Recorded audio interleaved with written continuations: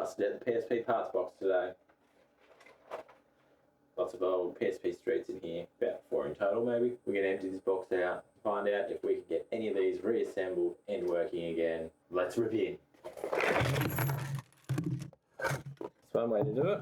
So in addition to all the PSP parts in here, there appears to be a lot of dog hair as well. We can thank my border collie for that. Let's cycle through, see what we got. This one's a no-go, missing that chip. So these are all from a video a couple months ago where I had a bunch of PSPs, a couple Nintendos, do what that screen says. And of the 4 PSPs we had, 3 of them all had a short circuit on that chip there. Fun fact, that's the one from the cooking video. If anyone knows where we can buy those chips, let me know. You will save 3 more PSPs. There was one board which didn't have that issue, but it had other issues. So let's see what we've got, and let's hope we can fix something. So we're going to need buttons and stuff, so throw that there. We need the rubbery bit off this. All of the screens in this thing are bought. Might give them a proper burial later. No idea if the batteries work. We've got some UMD drives. Oh, that one is quite bent. Battery. This is the one we're all looking for. And it says OK on the board because this one was the only one that would turn on. However, I don't know the status of this. And the screen was balked. And in general, it looks like shit. I don't hold high hopes for this UMD drive. It looks bent. Because of all the screens being bad, I did pre-purchase a new one. Voila. So we've got a new screen in there. Screen is from AliExpress, my favourite place to buy parts. What we might do, blow some doggy hair out. Still rough as guts. For the sake of trying it, we're going to put this new screen straight into this board. There's a line on the ribbon, there's a line on the board. As long as those 2 line up, we should be in deep enough.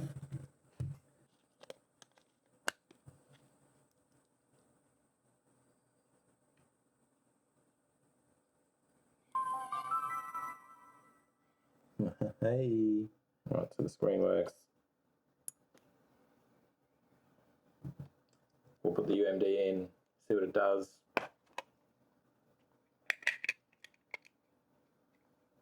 And that appears to be doing sweet bugger all. Oh dear. Now the problem is, so the issue looks to be down here where the switch is broken for the UMD reader. That should be a little black thing on that which presses in. So I'm pressing it in and it is working. So we need to swap it. We'll remove that off the one that's missing its chip because I don't hold much chance of getting a chip for that, I reckon. We're going to take this out too and we're going to see just how bent it is. The fact that the aftermarket screen worked was pretty handy. That one was from AliExpress, as I said. I'll put a affiliate link in the description below, so if you buy one I do get a little commission out of it, which is very handy for me to keep doing what I'm doing.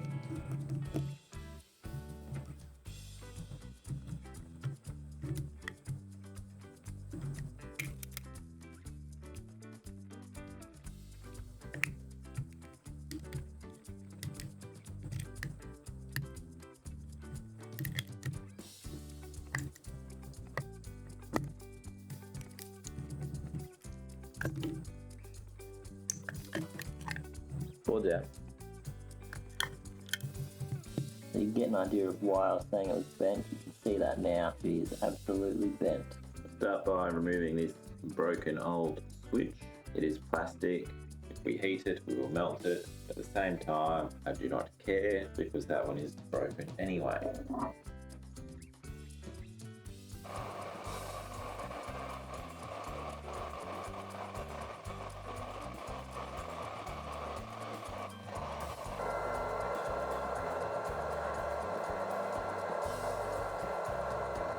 Now I was heating that up for a long ass time and it didn't come off, so I'm going to add some fresh solder to it to help it loosen up a bit easier.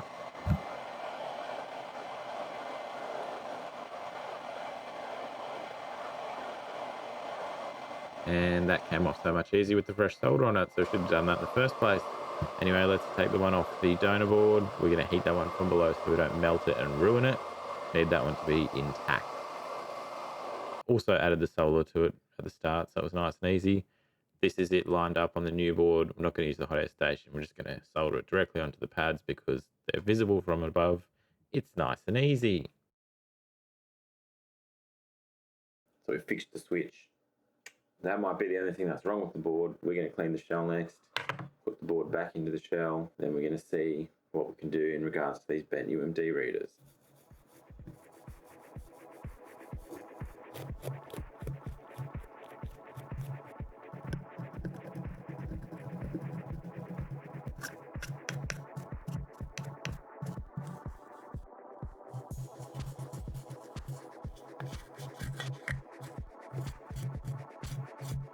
I'm pretty happy with that one. We need to see if we can get one of these going again. That's probably the best angle we can see this bent UMD from. Definitely a lumpy bit in the middle here. Might give it a little push first and see if we can do it by hand. It is looking flatter, but I don't think just bending it is the way to go about it. But we'll give it a test. We'll see what happens. We'll see what works. Let's see how UMD switch. It works. See if the UMD does.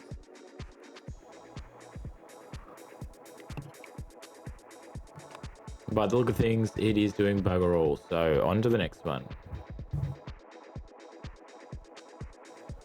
On to the next one, which is even more bent than that one. This one's a bit more bent, so I'm going to have to pull out the heavy artillery, but again, bending it back is probably not the way to go about this.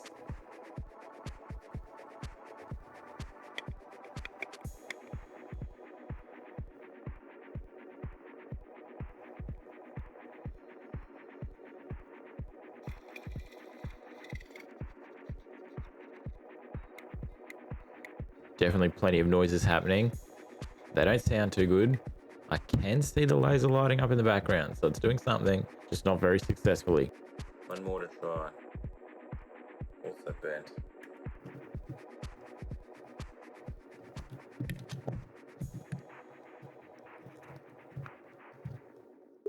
Before we get too further, we do need to have a quick shout out to our sponsor today, PCBWay. PCBWay are the world leaders in PCB printing. Get easy quotes online and professional results every time you order with them. Whether it's a basic board or something more advanced, they can print it and deliver it worldwide. Now, if you're not into the PCB print and design, then that's fine as well, as they have a web store where you can get tools, toys, and merch. Just like this Raspberry Pi, which is such a versatile device. I'll leave a link in the description below so you can check them out for yourself. Okay, back into the repair. This is our last UMD reader to try. Here's to hoping, fingers crossed, toes crossed, everything's crossed. We've got some spinning, we've got some hissing. We've got more spinning, we've got more hissing, which is more than the last one did, so it's a positive sign, I think. It's probably hissing because of the way I'm holding this disc onto the reader. Not the ideal way to go about it. Oh, it's reading. Haha, look at that. Right. Well, if that's the case, it is reading. We're going to give it a bit more of a clean and then get everything reassembled.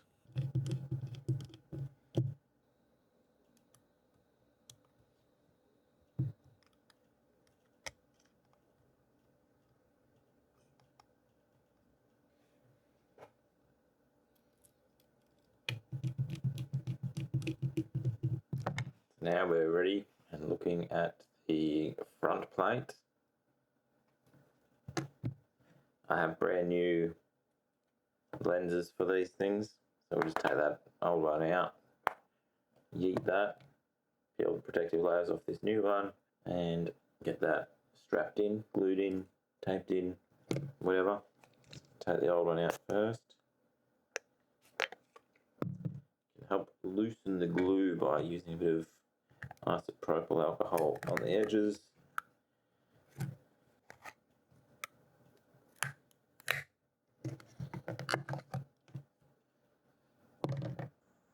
So for the new lens, I have a thin double-sided tape. I will apply it around the edge on the inside of the shell. Just be sure that all the alcohol has actually dried off before you put the tape on there, otherwise it's not going to stick very well. And you'll be back at square one, no lens.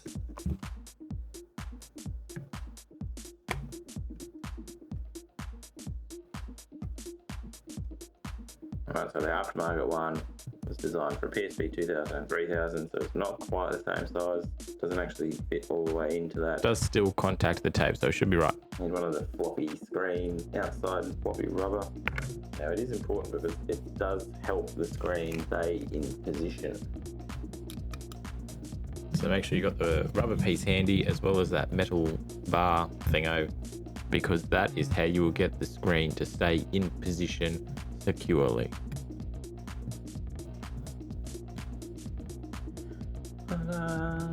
So I've got our reflective protective shield on there, peel them both off, flip this both as quickly as I can, and put the shoulder buttons in first. I wait till the end to peel these off when I'm ready to seal it, so that we get less dog hair, less dust, less fingerprints, all that yuckiness on the lens or the screen.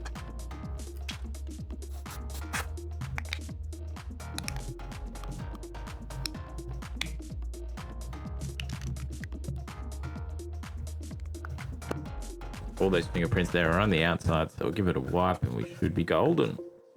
Need to find a nice back plate for it. Get the back all done now.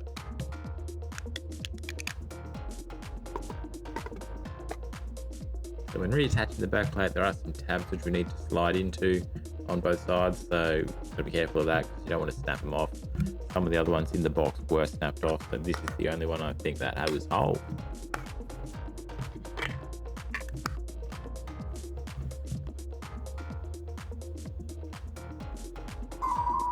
Give it a whirl, shall we? No harm in playing a little wormsies.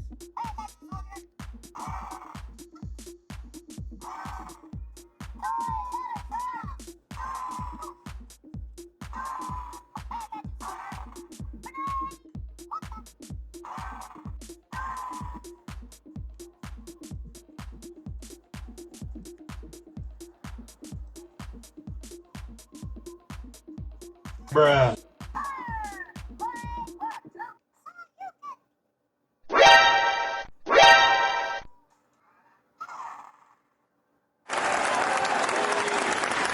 Well, there you have it.